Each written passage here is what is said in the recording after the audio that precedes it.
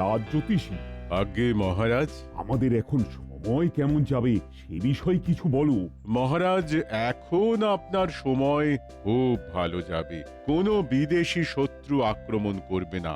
নবাবও এখন কোনো কারণে আপনার ওপর বিরক্ত হবেন না। যাই হোক, আপাতত তাহলে কোনো চিন্তা নেই, তাই তো?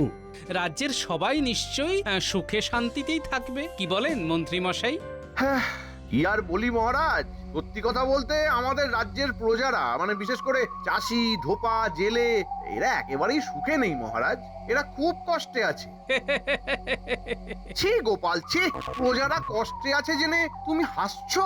আগে না মন্ত্রী মশাই, প্রজাদের কষ্টে আমি সব সময় দুঃখিত হই, তবে আপনার মুখে এইরকম কথা তো আগে শুনিনি। তোমার কানে যে সব ঢোকে না সে আমি জানি। আমার মনে হয় তোমার মাথাতেও বোধহয় সব ঢোকে না, তাই না? যাই হোক মন্ত্রী, তুমি বলো। মহারাজ, রাজ্যের প্রজারা বড় কষ্টে আছে, তাই আমার মন আজ বড় কাঁদছে মহারাজ, বড় কাঁদছে। মন্ত্রী মশাইয়ের দুঃখ দেখে আমারও প্রাণ কিরকম কেঁদে উঠছে মহারাজ।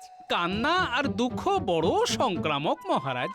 এই দেখুন না, আমার গিন্নি সব সময় মনের দুঃখে বিলাপ করে, আমারও খুব ভয়। উফ, তোমার এই বাজে টিপ্পনি আমার সহ্যের বাইরে। মহারাজের জয় হোক। বলো প্রহরী, মহারাজ, 3 জন প্রজা আপনার সাথে দেখা করতে এসেছে। কি কারণে? জিজ্ঞাসা করাতে বললো ওদের দুঃখ দুর্দশার কথা আপনাকে জানাতে চায়। আচ্ছা বেশ, তাদের রাজসভাতে পাঠিয়ে দাও, আমি নিজের কানেই শুনি তাদের দুঃখের কথা।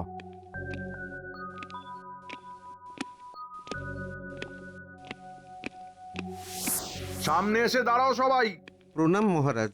বলো তোমাদের কি সমস্যা হয়েছে, এক এক করে বলো, আমি সবার কথাই শুনবো। মহারাজা, আমি হারান, চাষ করি, খেতে আমি সারাদিন কাজ করি, কিন্তু মহারাজ আমাদের জীবন চালাবার জন্য যেটুকু উপার্জন দরকার সেটুকুও তো হয় না।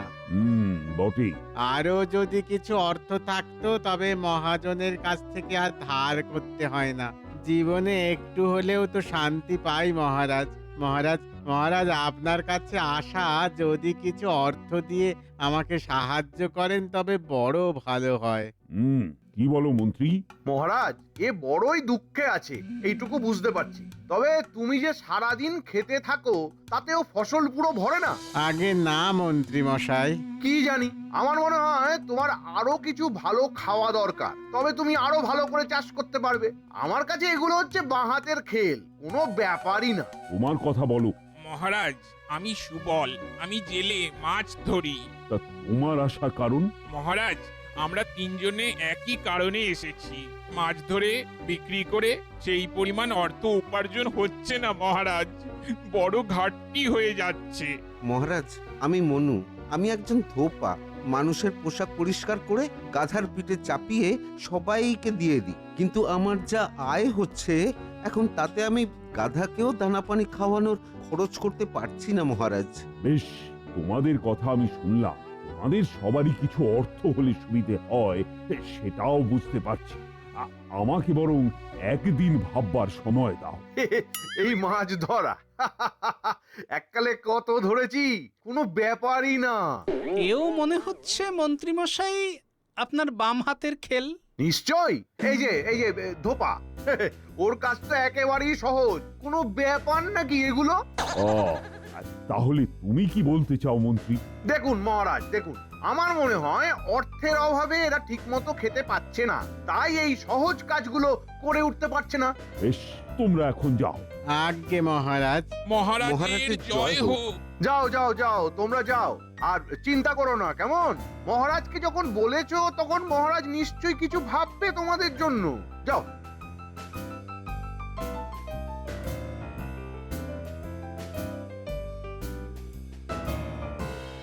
তবে বড় খটকা লাগছে মনে। কিরকম কিরকম?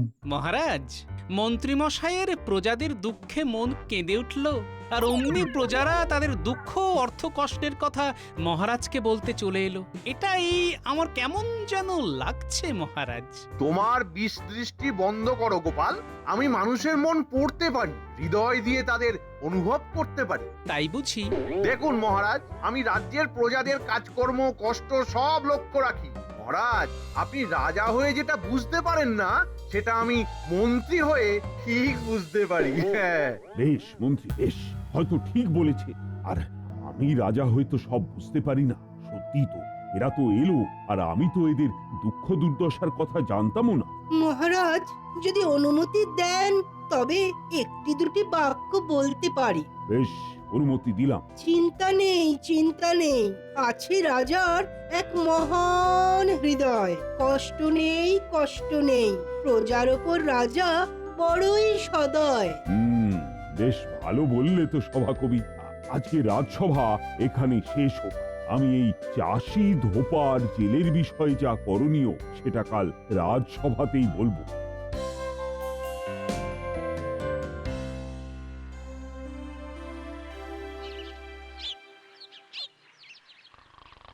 ওহো, ভোর হয়ে গেল। এই সময় মহারাজ বাগানে ভ্রমণ করতে আসবেন, এক্ষুনি যাই। কি হলো বলি, উঠে বললে যে? আমাকে এক্ষুনি রাজবাড়ি যেতে হবে, বুঝলে? মরণ, কিসের এত কাজ শুনি? যাই গো গিন্নি, যেতে হবে। মহারাজের সাথে জরুরি সলা পরামর্শ আছে। আমি এখন উঠে ভাত চাপাতে পারবো না। হ্যাঁ, তোমাকে এখন কিচ্ছুটি করতে হবে না গিন্নি। আমি আবার বাড়ি আসবো, তারপর আবার রাজসভায় যাব। বলি হাটে বাজারে যাওয়ার সময় পাবে নাকি সেটাও এখন আমাকে করতে হবে? আহ গিন্নি, তুমি ঘুমাও তো, আমি আসি। হাটে যাবোক্ষণ, পরে দেখা যাবে। তাহলে তুমি এখন যাও গে। আমার কাঁচা ঘুম ভাঙিয়ে দিলে বাবা। বলি, কখন তোমার পাকা ঘুম হয় শুনি? সকাল বেলায় বুঝি? এলা কথা বলো না তো বাবু, কি কাজ নিয়ে যাচ্ছ যাও, আমাকে এখন ঘুমোতে দাও। ও বাবা। হ্যাঁ হ্যাঁ, ঘুমাও ঘুমাও। কে ডাকছে তোমাকে? রাতে যেভাবে নাক ডাকিয়ে ঘুমাও, কুম্ভকর্ণ অব্দি লজ্জা পেয়ে যেত।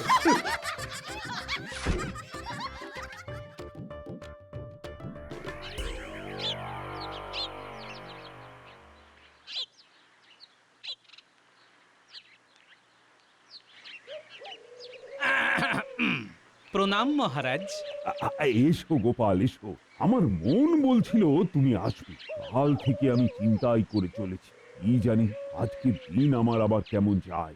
মহারাজ, আপনি নিদ্রা ভঙ্গ করে এই বাগানে চলে এসেছেন তো? হ্যাঁ, আমি তো সেটাই করি। তার মানে আপনি নিদ্রা ভঙ্গ করার পর আর কারো মুখ দেখেননি? একদম ঠিক। মহারাজ, আপনি তাহলে আমার মুখটাই প্রথম দেখলেন। ঠিক ঠিক।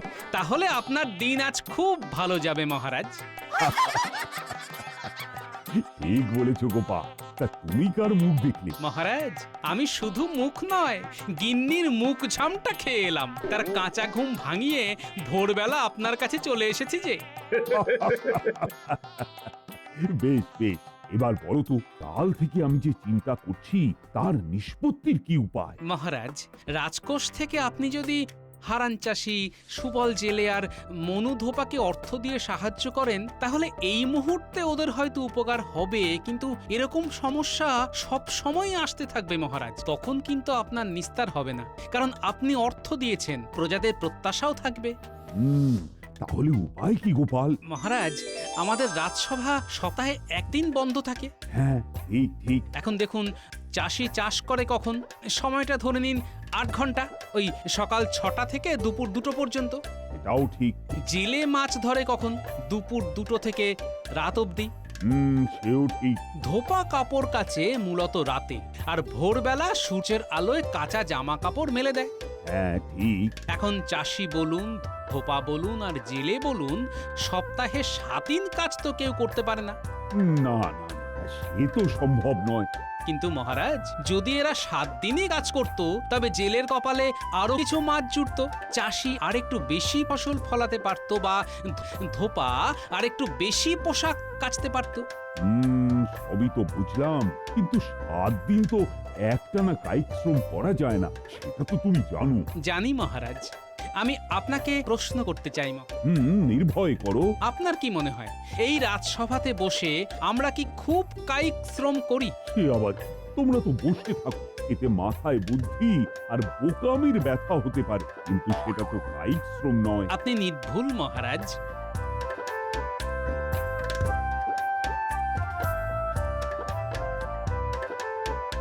তবে আমি যে হিসেবটা আপনাকে দিলাম সেটা আপনি মন্ত্রীকে দিয়ে এক্ষুনি পূরণ করতে পারেন। মন্ত্রী কিরকম কিরকম?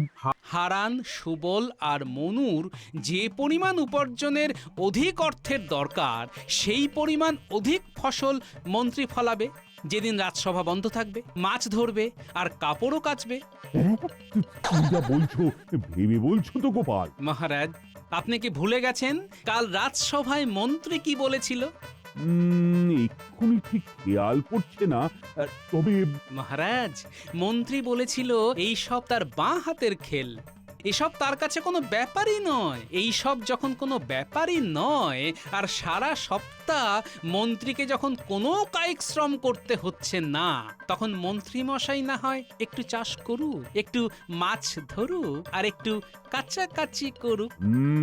সত্যি তো, মন্ত্রী তো বলেছিল এই সব তার বাম হস্তের খেলা। এতে মহারাজ এই মুহূর্তের জন্য রাজকোষের কিছু অর্থ বাঁচবে, হয়তো ভবিষ্যতের জন্য আরো বড় সুরাহা হলো। বেশ গোপাল বেশ, আজকে রাজসভায় আমি এই নির্দেশই দেব। আসছি আমি এখন মহারাজ, আহার করেই রাজসভায় চলে আসছি।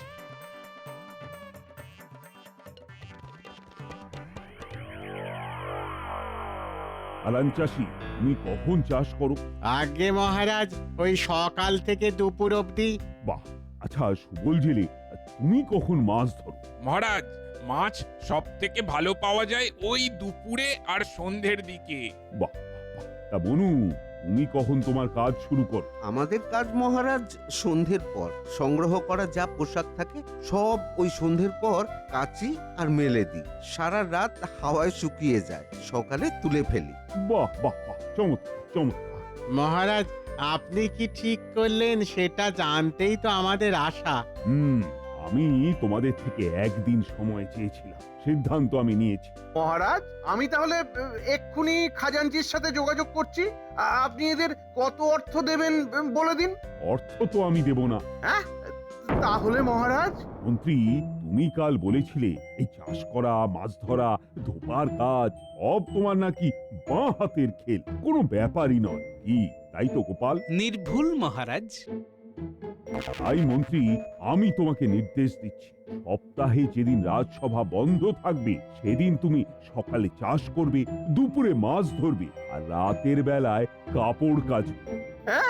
হ্যাঁ, তোমার ফলানো ফসল বেচে, তোমার ধরা মাছ বেচে আর তোমার কাঁচা কাপড় থেকে যা আসবে সেটাই এদের অধিক উপার্জন হিসাবে গণ্য হবে এবং সেটাই এদের দেওয়া হবে। মহারাজ, মহারাজ, রাজসভার সবাই অবাক হয়ে গেছে আপনার নির্দেশ শুনে, একমাত্র গোপাল ছাড়া। ও এত নির্বিকার কেন? হ্যাঁ, এত নির্বিকার কেন? ও কি আপনাকে কোনো কুপরামর্শ দিয়েছে? মানে ওর পরামর্শেই কি আপনার এমন নির্দেশ? মন্ত্রী, এটা আমার আর নির্দেশ নয়, এটা আমার আদেশ। কাল রাজসভা সাপ্তাহিক বন্ধ থাকছে, তুমি কাল সকাল থেকেই কাজে লেগে পড়বে। আজকে রাজসভা তাহলে এখানেই শেষ।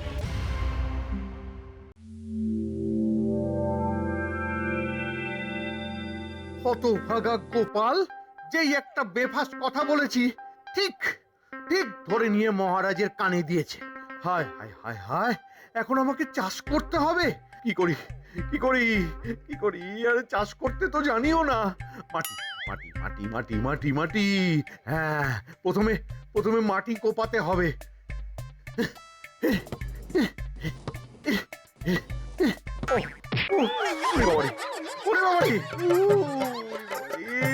পারবো না পারবো না পারবো না, আমি কিছুতেই এই কাজ পারবো না, কিছুতেই না। এই এই শিগগির জল আনো, মন্ত্রী মশাইয়ের মাথায় লেগেছে। এইখানে মাটি শক্ত, ভেতরে পাথর আছে। ওরে ওরে, আমি কি করে জানবো রে হতভাগা, কি করে জানবো? ও ও ও, আহা, আমরা তো মাটি দেখেই বুঝতে পারি। ওরে বাবারে বাবারে, পুরো ভিজে গেলাম। দেখ, এই না না, পুরো ভিজে গেলাম। না না, এখন আগে মাছ ধরি, যাই। আরে এখানে কি, আমাকে মাঝ নদীতে নিয়ে চল। পাড়ের দিকে ভালো মাছ পাওয়া যায়। আপনার হাতে তো ছিপ মন্ত্রীমশাই, মাঝ নদীতে মাছ ধরতে গেলে ভালো জাল লাগে। হুম, যা বলছি তাই কর। আপনি তো চারাই ভালো করে তৈরি করতে পারেননি। এ, তুমি কথাটা কম বলো হে। বেশ বেশ, চলেন।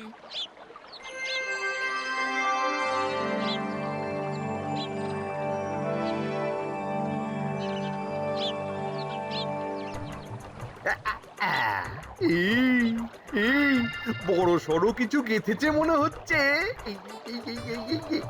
ওরে বাবা, সর্বনাশ! ওই ছিপের দম নেই। যদি বড় মাছ হয়? কেন হবে না? হ্যাঁ, এই এই এই এই আমি তুলছি। এই এই এই, ওরে ভারী, কি ভারী, খুব ভারী।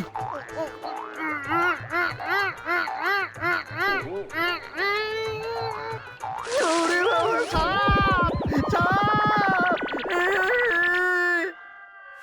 এ ভগবান, এই কাজটা আমি যেন ভালোভাবে করতে পারি। করতে হয় কি করতে হয়, প্রথমে প্রথমে প্রথমে সাবান গোলা জল ঢালবো, তারপর কাপড়গুলোকে তুলে আছাড় মারবো। শয়তানগুলো সব সময় আমাকে ভিড় করে দেখছে, যেন রঙ্গ তামাশা। আর শুধু গোপালের জন্য, শুধু গোপালের জন্য আমি সবার কাছে উপহাসের পাত্র হলাম। ও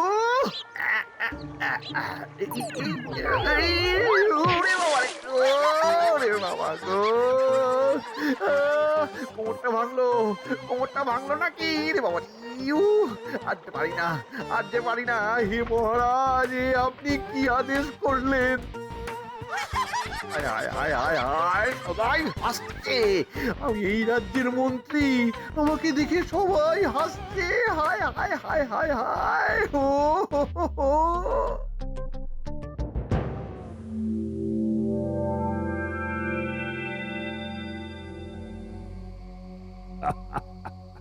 হাসবেই তো, সবাই হাসবে। কেন, তোমার নাকি বাঁ হাতের খেল, তুমি সব পারো। আসলে এই সব তোমার চালাকি। মানুষের মনের খবর তুমি রাখো, প্রজাদের দুঃখে তোমার মন কাঁদে। আরে তোমার মনে কি চলছিল সেটা একমাত্র গোপালই ধরতে পেরেছে। গোপাল? হ্যাঁ, গোপাল কাল সকালে আমাকে সব বলেছে। গোপাল, তুমি বা আরো কিছু যেন বলতে চাও। হ্যাঁ মহারাজ। বলো বলো, নির্ভয়ে বলো। এবার গোপাল, তুমি নিজের মুখে সবটা বলো, সবাই শুনুক। মহারাজ, আমাদের পুঁটির বাবা হচ্ছে ভাগ চাষি। কি হারান, পুঁটির বাবাকে নিশ্চয়ই চেনো? ইয়ে মানে, হ্যাঁ। আমতা আমতা করো না, তোমাদেরও অনেক দোষ আছে। এখন এই পুঁটির বাবা সেদিন পথ দিয়ে হেঁটে আসছিল। আরে তুই চিন্তা করছিস কেন? কিচ্ছু হবে না। মহারাজের কাছে গিয়ে বলবি খুব অর্থ কষ্টে আছি, কিছু সাহায্য করুন। মহারাজ করবে, তোর কোনো চিন্তা নেই, কোনো চিন্তা নেই তোর। না মানে, সত্যি বলতে সেরকম কষ্টে তো আমি নেই। এবছর তো ফসলও ভালো হয়েছে, ভালো উপার্জনও হয়েছে। তোকে আমি যেটা বলছি সেটাই কর, ঠিক আছে? মনে থাকে যেন।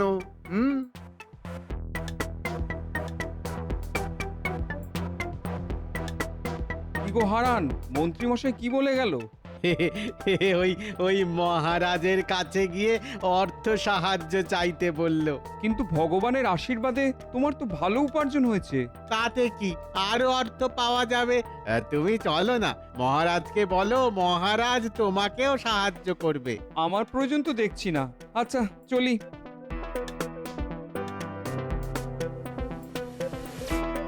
ওটাকে সুবল না? হ্যাঁ সুবলই তো।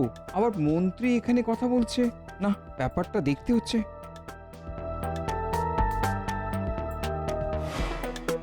এই যে সুবল,